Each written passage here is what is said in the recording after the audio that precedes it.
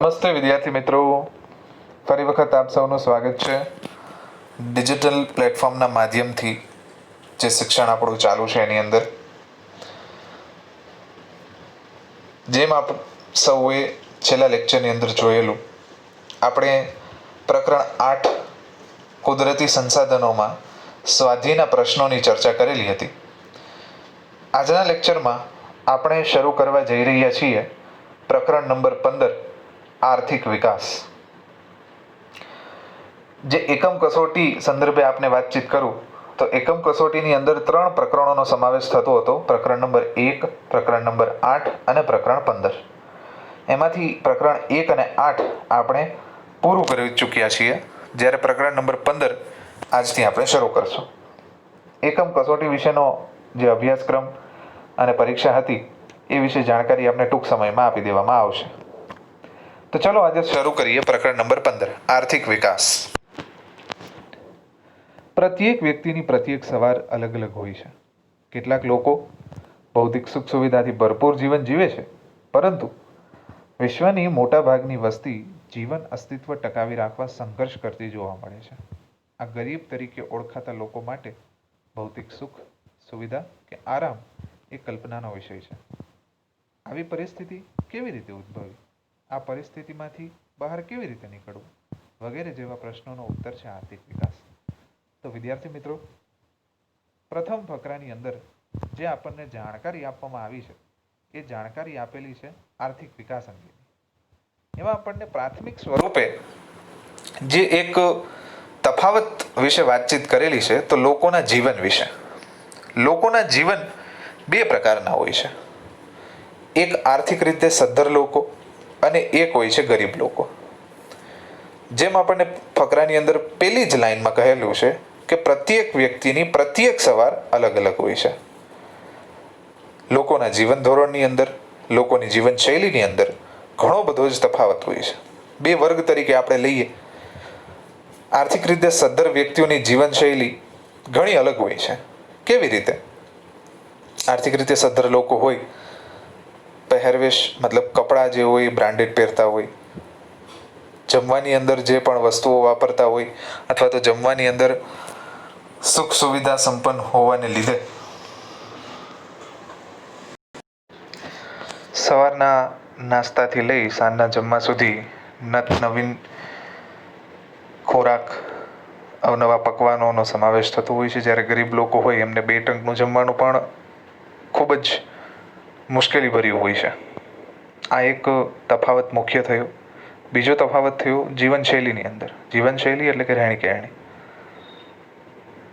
જે આર્થિક રીતે સદ્ધર લોકો છે, કોઈ ધંધો, કોઈ સારી એવી નોકરી અથવા તો કોઈ એવી આર્થિક પ્રવૃત્તિ કરતા હોય છે કે જેથી તેમની પાસે સદ્ધરતા વધતી જતી હોય છે અથવા તો વધારે હોય છે. જ્યારે ગરીબ લોકોને આવકનું સાધન એકમાત્ર મજૂરી હોઈ શકે, કોઈ નાની અમથી જોબ હોઈ શકે અથવા તો કોઈ નાનો અમથો ધંધો હોઈ શકે કે જેના દ્વારા જે એમના પરિવારનું ગુજરાન ચલાવતા હોય છે. તો આ બે મુખ્ય તફાવતો છે એમની જીવનશૈલી અને એમના જીવન ઉપર. તો આ પરિસ્થિતિ કેવી રીતના ઉદ્ભવ થઈ અને એમાંથી બહાર નીકળવાનો રસ્તો શું છે, એનો એકમાત્ર ઉત્તર છે આર્થિક વિકાસ. તો ચલો હવે આપણે જોઈએ કે આર્થિક વિકાસ કહેવાય કોને? આર્થિક વિકાસ એટલે શું? આજના આધુનિક યુગમાં વિશ્વનો પ્રત્યેક દેશ વિકાસ માટે પ્રયત્ન કરે છે, પરંતુ વિકાસ એ માત્ર આર્થિક જ નહીં, અનેક પાસા ધરાવતી સામાજિક પરિવર્તનની પ્રક્રિયા છે. આજે દરેક દેશ હોય એ પોતાના લોકોની આવક વધે, માથાદીઠ આવક વધે, તેમજ સતત એની અંદર વધારો થતો જાય એવા પ્રયત્ન કરતા હોય છે. પરંતુ વિકાસ જે રહ્યો એ માત્ર આર્થિક જ જરૂરી નથી. એની સાથે સાથે સમાજની અંદર પરિવર્તન આવે એ પણ જરૂરી છે. જેમ કે પહેલાના સમયની અંદર લોકો સદ્ધર હતા એવું ન હતું કે લોકો સદ્ધર ન હતા, પરંતુ લોકોની જીવનશૈલી, રહેણી કહેણી તેમજ પૈસા વાપરવાની જે એક આદત હતી એ એટલી બધી ફોરવર્ડેડ ન હતી. કહી શકાય કે લોકો સદ્ધર હતા પરંતુ થોડા ઘણા કંજૂસ હતા. તમે જોઈ શકો છો કે પહેલાના વ્યક્તિઓ પાસે પૈસો ખૂબ જ હતો, પણ એ પૈસા ભેગા કરવાની અંદર માનતા હતા એનો વપરાશ કરવો, જીવનશૈલી સુધારવી, વસ્તુઓ સારી લેવી, નવા મકાનની અંદર રહેવું, નવી નવી સુવિધાઓનો ઉપયોગ કરવો, આ બધાથી એ લોકો પરે હતા. તો વિકાસ માત્ર આર્થિક જ ન હોવો જોઈએ, પરંતુ એનાથી એ આર્થિક વિકાસ દ્વારા સમાજની અંદર પરિવર્તન પણ આવવું જોઈએ. સમાજની અંદર કયા પ્રકારનું પરિવર્તન? લોકોની જીવનશૈલીમાં, લોકોના રહેણીકરણીમાં, ખોરાકમાં, પોશાકમાં, ઘર, જમીન, સુખ સુવિધા, ભૌતિક સગવડો, આની અંદર પણ સુધારો થવો જોઈએ. ત્યારે કહી શકાય કે આર્થિક વિકાસ થઈ રહ્યો છે. આર્થિક વિકાસ એ કોઈ પણ દેશની રાષ્ટ્રીય આવકમાં થતો સતત વધારો દર્શાવે છે. રાષ્ટ્રીય આવક. રાષ્ટ્રીય આવકનો અહીંયા અર્થ થાય છે રાષ્ટ્રીય આવકનો અહીંયા અર્થ થાય છે સમગ્ર રાષ્ટ્રની આવક. તો આવક કોના દ્વારા થાય છે? લોકો દ્વારા. એટલે કે ભારતના સમગ્ર લોકોની આવક એટલે રાષ્ટ્રીય આવક. બરાબર? હવે આગળ જોઈએ. આર્થિક વિકાસ એટલે આર્થિક વિકાસની કોઈ એક ચોક્કસ વ્યાખ્યા હજુ સુધી થઈ શકી નથી. અલગ અલગ પરિબળોને આધારે આપણે એવું કહી શકીએ કે આર્થિક વિકાસ થઈ રહ્યો છે. કેવી રીતે? ચલો જોઈએ. સૌથી પહેલી બાબત, દેશની રાષ્ટ્રીય આવકમાં સતત વધારો થવો, એને પણ આર્થિક વિકાસ કહી શકાય. બીજું, દેશની માથાદીઠ આવકમાં વધારો થવો, એટલે કે પ્રત્યેક વ્યક્તિ રહી એની આવકમાં વધારો થવો, એને પણ શું કહી શકાય? આર્થિક વિકાસ. ત્રીજું, લોકોના જીવન ધોરણમાં સુધારો થવો. લોકોના જીવન ધોરણની અંદર જો સુધારો થાય, જીવન ધોરણ એટલે કે જે વસ્તુ વાપરે છે, જે રીતે રહે છે, એની અંદર સુધારો થવો, એને પણ શું કહી શકાય? આર્થિક વિકાસ. તો ત્રણ પરિબળોને આધારે આર્થિક વિકાસ થઈ રહ્યો છે. જો આ ત્રણ વસ્તુ થાય તો એમ કહી શકાય કે આર્થિક વિકાસ થઈ રહ્યો છે. બરાબર? આગળ જોઈએ. આ બાબતને આર્થિક વિકાસ કહેવામાં આવે છે, જે રીતે મેં આપને કહ્યું એમ.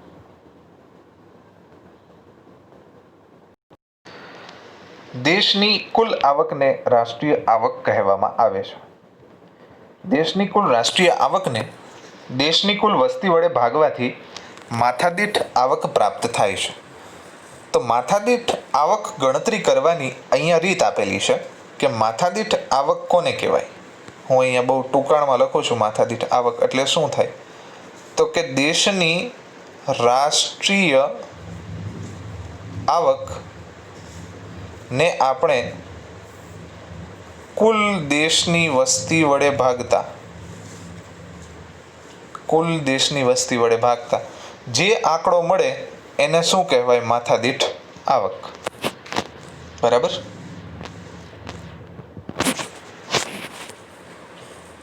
જ્યારે જીવન ધોરણમાં લોકોને પ્રાપ્ત થતી સગવડો જેવી કે અનાજ, કપડાં, શિક્ષણ, આરોગ્ય, વાહન વ્યવહારની સુવિધા અને રહેઠાણની સુવિધાનો સમાવેશ થાય છે. ત્રીજી વસ્તુ જે આપણને કીધેલી છે કે લોકોના જીવન ધોરણમાં સુધારો થવો. તો જીવન ધોરણમાં શેનો શેનો સમાવેશ થાય? તો સૌથી પહેલી વસ્તુ છે અનાજ. અનાજ એટલે કે આપણે ઘઉં, ચોખા આનો વપરાશ કરીએ છીએ, પણ એની સાથે સાથે આપણે મેગી, રવાનો લોટ છે કે આવી અનેક જેટલી આઈટમો છે કે જે બ્રાન્ડેડ આપણે લેતા થઈએ. બ્રાન્ડેડ એટલે કે મોલની અંદર વેચાતી હોય, પેકિંગની અંદર વેચાતી હોય, છૂટકની, અને એ સારામાં સારી ક્વોલિટી. જેવી રીતે હું તમને એક ઉદાહરણ આપું કે તુવેર દાળ તમે લેવા માટે જાઓ કરિયાણાની દુકાને તો તમને છૂટક પણ મળે, અને અંગુર તુવેર દાળ લો અથવા તો રેટિયો તુવેર દાળ જે રહી એ એક ક્વોલિટીના સારા ઉચ્ચતમ ધોરણવાળી તુવેર દાળ, એનો ભાવ વધારે હોય છે જે આપણને છૂટક મળે એના કરતાં. તો એ અનાજની વસ્તુ છે. અનાજની અંદર જ્યારે તમે સારી વસ્તુ વાપરતા થશો તો એને કહી શકાય કે તમારા જીવન ધોરણમાં સુધારો. બીજી વસ્તુ છે કપડાં. કપડાં એટલે શું થાય? કે કપડાં આર્થિક વિકાસના સંદર્ભે કેવી રીતે આપણે લઈ શકીએ કે જીવન ધોરણમાં કપડાનો કઈ રીતના સમાવેશ? તમે કપડાની ખરીદી તમારા ગામની કોઈ લોકલ શોપમાંથી કરતા હોય કે જ્યાં કપડાં મળી રહેતા હોય, એની જગ્યાએ તમે રાજકોટ કોઈ સારા બ્રાન્ડેડ શોરૂમમાં હોય, ઝેડબ્લુ છે, સ્પાઈકર છે કે લી છે કે ફ્લાઇંગ મશીન છે, આવી બધી સારી સારી બ્રાન્ડના નામ છે, તો ડિવાઇસ છે, આ બધી બ્રાન્ડના કપડાં જો તમે પહેરતા થાવ તો પણ કહી શકાય કે તમારા જીવન ધોરણમાં સુધારો થયો. શું કામ? કારણ કે જે તમે લોકલ શોપમાંથી કપડાં લ્યો છો એના કરતાં પહેલાંનો ભાવ સારો એવો ઊંચો હોય છે અને કપડાની ગુણવત્તા પણ સારી હોય છે. તો એને પણ કહી શકાય કે તમારા જીવન ધોરણમાં સુધારો થયો છે. તો આ મુજબ આ જુદા જુદા પરિબળો અનાજ, કપડાં, શિક્ષણ, આરોગ્ય એમાં સુધારો થવાથી કહી શકાય કે તમારા જીવન ધોરણમાં સુધારો થયો છે. આગળ વધીએ. ભારતમાં આઝાદી પછી રાષ્ટ્રીય આવક અને માથાદીઠ આવકમાં વધારો થવાથી અનાજ, કપડાં, વીજળી, શિક્ષણ, આરોગ્ય, રહેઠાણ વગેરે સેવાઓના વપરાશ અને સુવિધાઓમાં વધારો થયો છે, જે આપણે જોઈ પણ શકીએ છીએ. અગાઉની સરખામણીમાં ઉપરોક્ત જરૂરિયાતો વધુ સારી રીતે સંતોષાય છે. આથી કહી શકાય કે ભારતમાં આર્થિક વિકાસ થઈ રહ્યો છે. અગાઉ જે આપણે સરખામણી કરીએ તો એની સાથે આપણે ગણતરી કરીએ તો કહી શકાય કે શિક્ષણ, આરોગ્ય, રહેઠાણ, અનાજ, કપડાં, વીજળી એની જરૂરિયાતો બહુ સારી રીતે સંતોષાય છે. પહેલાંના સમયમાં એટલે કે આજથી 30 થી 40 વર્ષ પહેલાંનો સમયગાળો અથવા તો 20 વર્ષ સુધીનો સમયગાળો લઈ શકો કે ત્યારે ગામડું હોય અથવા તો શહેરો તો ત્યારે એટલા બધા સમૃદ્ધ હતા નહીં, એટલે ગામડાઓની અંદર લોકજીવન વસતું હતું. તો ત્યારે આપણને 24 કલાકમાંથી માત્ર 10 કે 12 કલાક વીજળી મળતી હતી. બાકીના કલાકો દરમિયાન વીજળીની સુવિધા આપણને ઉપલબ્ધ ન હતી. તો અત્યારે કહી શકાય કે એ જરૂરિયાતો વધુ સારી રીતે સંતોષાય છે. એટલે કહી શકાય કે આર્થિક વિકાસ થઈ રહ્યો છે. બરાબર. અહીંયા બોક્સમાં તમને આર્થિક વિકાસ વિશેની માહિતી આપવામાં આવેલી છે, એ જોજો એક ખાસ. રાષ્ટ્રીય આવક ભારતની એના વિશે માહિતી આપેલી છે. આર્થિક વૃદ્ધિ અને આર્થિક વિકાસ વચ્ચેનો તફાવત. બે શબ્દો અલગ અલગ હવે આપણે જોઈશું. આર્થિક વિકાસ કોને કહેવાય અને આર્થિક વૃદ્ધિ કોને કહેવાય. સામાન્ય રીતે આર્થિક વૃદ્ધિ અને આર્થિક વિકાસ બંને શબ્દો વધારો દર્શાવે છે. તો એક વસ્તુ તો ખાતરીપૂર્વક હું કહી શકું કે વૃદ્ધિ અને વિકાસ બંને વધારો દર્શાવે છે, કોઈ ઘટાડો દર્શાવતા નથી. વૃદ્ધિ થવી ને વિકાસ થવો મતલબ કે જ્યાં હોય ત્યાંથી આગળ વધવું, વધારો થવો. બરાબર. પરંતુ બંને વચ્ચે કેટલાક તફાવત જોવા મળે છે, જે નીચે મુજબ છે. આગળ જોઈએ. તફાવતમાં પહેલું, વિકાસની પ્રક્રિયાના આધારે. આર્થિક વિકાસ એ ગુણાત્મક અને આર્થિક વૃદ્ધિ એ પરિમાણાત્મક છે. આર્થિક વિકાસ એ ગુણાત્મક એટલે કે એને આપણે સંખ્યાત્મક રીતે દર્શાવી શકતા નથી, મતલબ એને આંકડાની અંદર દર્શાવી શકાય નહીં. એ ગુણાત્મક છે કે લોકોના જીવન ધોરણમાં સુધારો થયો તો એમ ન કહી શકાય કે 2 કિલો કપડાં લીધા તો હવે 4 કિલો કપડાં લેતા થઈ ગયા. એની ગુણવત્તામાં સુધારો થયો છે. જે આપણે ખરીદી કરીએ છીએ એની ગુણવત્તામાં સુધારો કરીએ છીએ. એટલે આર્થિક વિકાસ કેવો છે? ગુણાત્મક છે. જ્યારે આર્થિક વૃદ્ધિ એ પરિમાણાત્મક છે કે જેને આપણે સંખ્યાની અંદર દર્શાવી શકીએ. કે પહેલા લોકો 5,000 રૂપિયાના કપડાની ખરીદી કરતા, હવે લોકો 10,000 રૂપિયા સુધીની કપડાની ખરીદી કરે છે. એને કહેવાય આર્થિક વૃદ્ધિ. બરાબર. આર્થિક વિકાસ એ પ્રથમ અવસ્થા છે, જ્યારે આર્થિક વૃદ્ધિ એ આર્થિક વિકાસ પછીની અવસ્થા છે. તો પહેલી અવસ્થા એટલે કે પહેલો તબક્કો કોઈ પણ રાષ્ટ્રનો ક્યારે ચાલુ થાય કે જ્યારે પ્રગતિ કરતો હોય, આર્થિક વિકાસના રૂપે એ પ્રથમ તબક્કો શરૂ થાય. પછી આર્થિક વૃદ્ધિ એ ક્યારની અવસ્થા છે? તો આર્થિક વિકાસ પછી આવે આર્થિક વૃદ્ધિ. આગળ, અર્થતંત્રમાં થતા પરિવર્તનના આધારે. અર્થતંત્રમાં થતા નવા નવા સંશોધનોના આધારે ઉત્પાદનમાં થતો વધારો એ આર્થિક વિકાસ છે. તો કોઈ પણ રાષ્ટ્ર હોય એના કુલ ઉત્પાદનમાં થતો વધારો એ આર્થિક વિકાસ છે. દાખલા તરીકે ખેતી ક્ષેત્રમાં ઘઉં, ડાંગર જેવા પાકમાં નવા બિયારણોની શોધ થતા ઉત્પાદનમાં અનેક ગણો વધારો થાય. તો જે લોકો ખેતી ક્ષેત્ર સાથે જોડાયેલા હશે એમને ખ્યાલ હશે કે નવા નવા બિયારણો અને નવા નવા જે સીડ્સ આવે એટલે કે એના દાણા આપણે જે કહીએ, જે વાવવાનું હોય આપણે પાક, એના દાણા એ મળે છે. તો એની જાતમાં, એની ગુણવત્તામાં જો સુધારો થાય તો સરવાળે આપણને શું મળે છે? એના ઉત્પાદનમાં ઘણો બધો વધારો મળે છે. તો આ બાબત શું દર્શાવે છે? આર્થિક વિકાસ. એટલે કે જે જથ્થાનું ઉત્પાદન થતું એ ઉત્પાદનમાં વધારો થવો એટલે કે આર્થિક વિકાસ. બીજી તરફ આગળ જોઈએ. ખેડાણ લાયક જમીનમાં વધારો થવાથી ખેતી લાયક ઉત્પાદનમાં વધારો થાય તેને આર્થિક વૃદ્ધિ કહેવામાં આવે છે.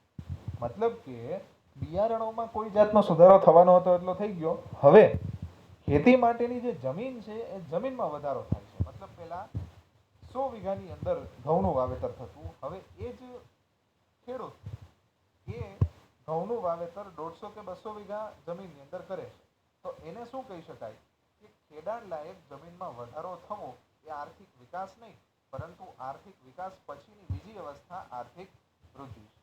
ખ્યાલ આવ્યો? ત્રીજું, વિકસિત અને વિકાસશીલ દેશોના સંદર્ભમાં આપણે જાણીએ છીએ કે આપણો દેશ પ્રગતિના પંથે છે, વિકાસશીલ અવસ્થામાં છે, એટલે કે હજુ વિકસિત થઈ રહ્યો છે, વિકસિત થઈ ગયો નથી, હજુ એ સતત એ રસ્તા ઉપર છે. એટલે આપણો દેશ કઈ અવસ્થામાં અત્યારે છે? વિકાસશીલ. આપણા દેશને કેવા દેશોની ગણતરીમાં લેવામાં આવે છે?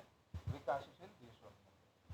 તો આવો જોઈએ, વિકસિત અને વિકાસશીલ દેશોના સંદર્ભમાં પણ બંને વચ્ચે તફાવત જોવા મળે છે.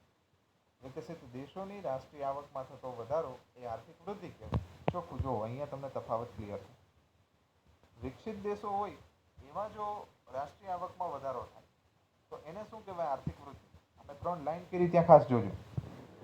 વિકસિત, રાષ્ટ્રીય આવકમાં વધારો, આર્થિક વૃદ્ધિ. અને વિકાસશીલ દેશોની રાષ્ટ્રીય આવકમાં વધારો થાય તો એને શું કહેવાય? આર્થિક વિકાસ. આટલો તફાવત છે. બરાબર? ચલો આગળ જોઈએ. આપણો એના પછીનો મુદ્દો, વિકાસશીલ અર્થતંત્રના લક્ષણો. એટલે કે વિકાસશીલ અર્થતંત્ર કેવું હશે, એના લક્ષણો શું શું હશે? ચલો આવો જોઈએ. સૌથી પહેલા તો હું તમને માહિતી આપું કે વિકાસશીલ અર્થતંત્ર એટલે કે કોઈ પણ વિકાસશીલ દેશ હોય, જેમ કે ભારત, હું અહીંયા ઉદાહરણ તરીકે આપણા દેશની વાત કરું છું કારણ કે વિકાસશીલ છે. તો વિકાસશીલ દેશ તરીકે હું ભારત લઉં છું, તેના લક્ષણો ક્યાં ક્યાં હોય? ચલો આવો આપણે જોઈએ. વિકસિત અર્થતંત્ર અને વિકાસશીલ અર્થતંત્ર માથાદીઠ આવકના આધારે અલગ પાડવામાં આવે છે. તો જેમ મેં તમને પાછળ કહ્યું હતું કે માથાદીઠ આવક શોધવી હોય તો કઈ રીતના શોધી શકાય? તો કે કુલ રાષ્ટ્રીય આવકના છેદમાં કુલ ઉત્પાદન, એટલે શું તમને મળશે? માથાદીઠ આવક.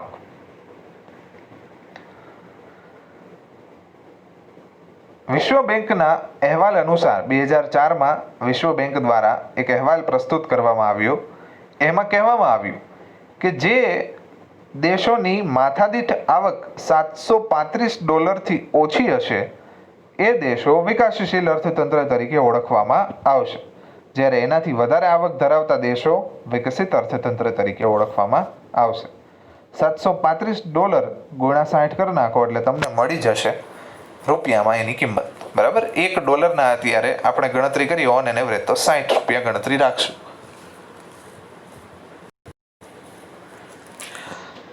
હવે મુખ્ય લક્ષણો વિશે આપણે ચર્ચા કરીએ.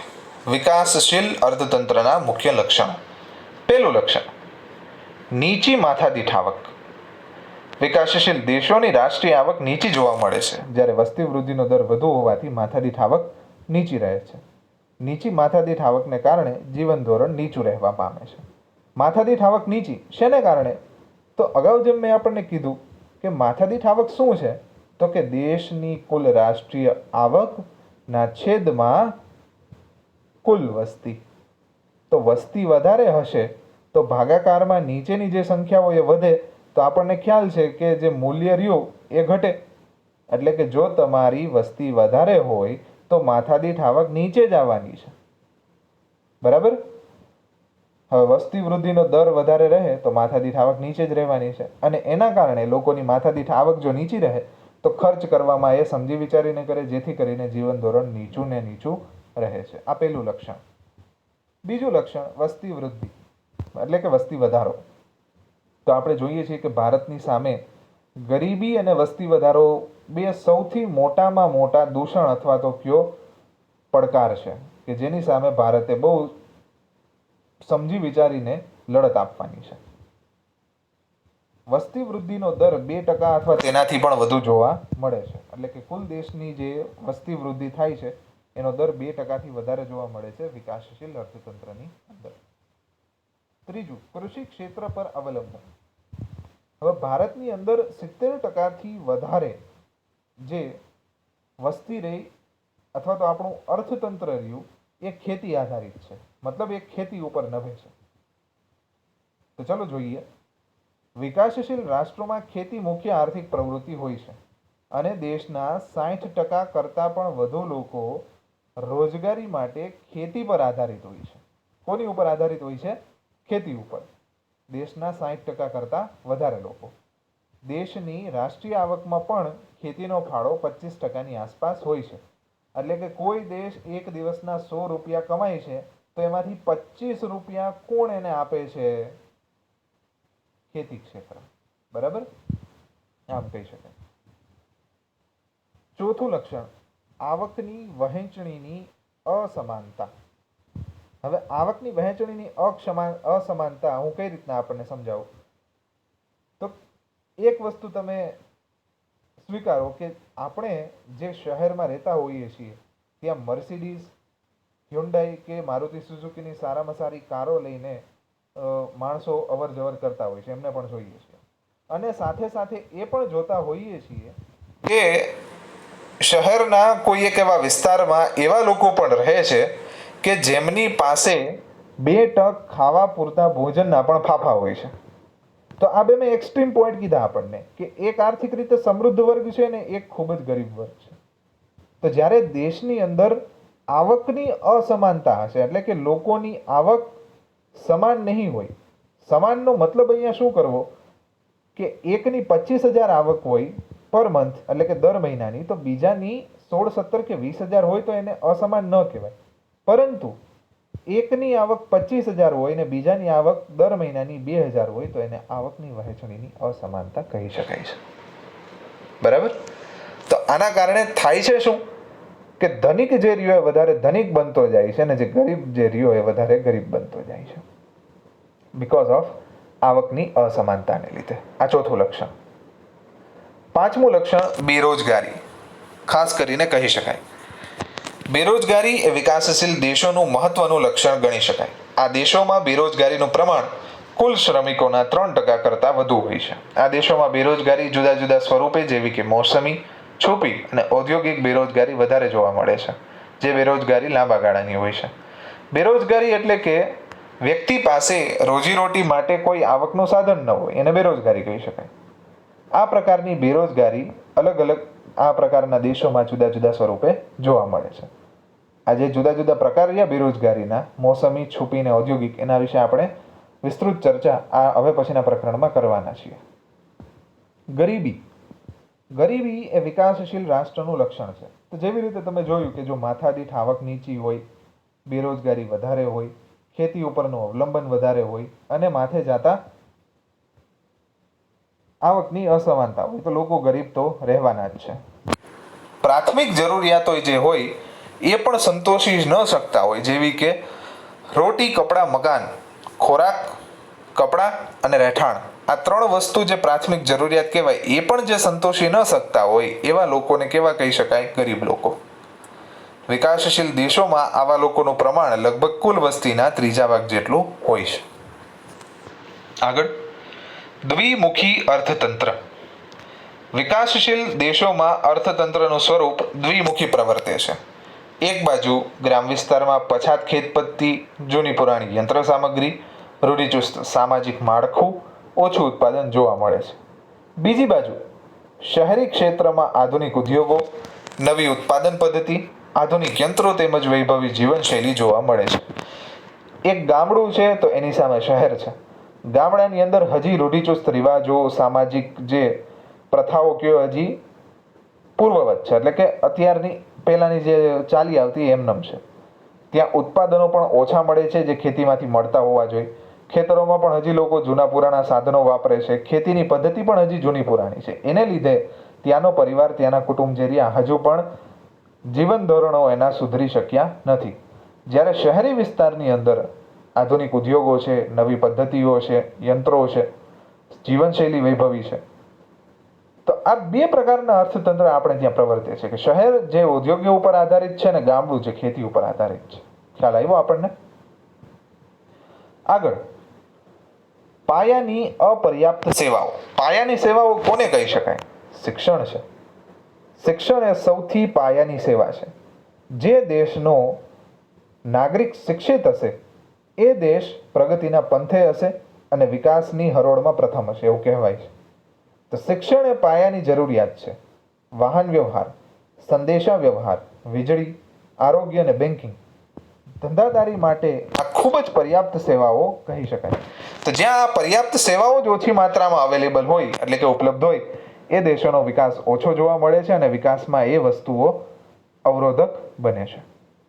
9મું, આંતરરાષ્ટ્રીય વ્યાપારનું સ્વરૂપ. વિકાસશીલ દેશોમાં વિદેશી વ્યાપારનું સ્વરૂપ અને માળખું અલગ અલગ જોવા મળે છે. આ દેશો મુખ્યત્વે કૃષિ પેદાશો અને બગીચા પેદાશો તેમજ કાચી ધાતુઓના નિકાસ કરતા હોય છે. આ પ્રકારની નિકાસોની માંગ ઓછી હોય છે અને ભાવો નીચા હોય છે. તો વિકાસશીલ દેશોની અંદર આપણે સૌથી વધારે નિકાસ શેની કરીએ એટલે કે અહીંથી વસ્તુઓ કઈ કઈ મોકલીએ. એક તો કૃષિ પેદાશ છે અને બગીચાની પેદાશો, ફળ ફળાદી, શાકભાજી, મરી મસાલા અને કપડાને લગતી વસ્તુ કે જેના આંતરરાષ્ટ્રીય બજારમાં ભાવ ખૂબ જ નીચા અને જેની ઉપલબ્ધિ ખૂબ જ વધારે હોય છે.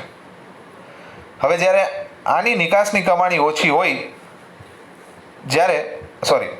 જેથી નિકાસની કમાણી ઓછી હોય છે જ્યારે આયાતો ઔદ્યોગિક પેદાશો અને યંત્ર સામગ્રીની હોય છે. મતલબ અહીંથી વસ્તુઓ આપણને મોકલીએ એના ભાવ નીચા મળે અને બહારથી જે આપણે વસ્તુઓ મગાવીએ એના ભાવ ઊંચા, એટલે સરવાળે આપણને ખોટ જ જાય. આ વસ્તુઓના ભાવો વધુ હોવાથી આયાતો પાછળનો ખર્ચ વધે છે. આમ વિકાસશીલ રાષ્ટ્રો માટે વિદેશ વ્યાપારની શરતો પ્રતિકૂળ રહેવાથી દેશ ઉપર વિદેશી દેવું વધે છે એટલે કે બોજો વધારે થાય છે. તો આ 9 લક્ષણો હતા વિકાસશીલ અર્થતંત્રના. આશા છે આપ સૌને સમજાયા હશે. હવે પછીના આવતા લેક્ચરમાં આપણે આગળ સમજીશું આર્થિક અને બિનઆર્થિક પ્રવૃત્તિઓ. ત્યાં સુધી અહીંયા વિરામ લઈએ. આભાર આપ સૌનો.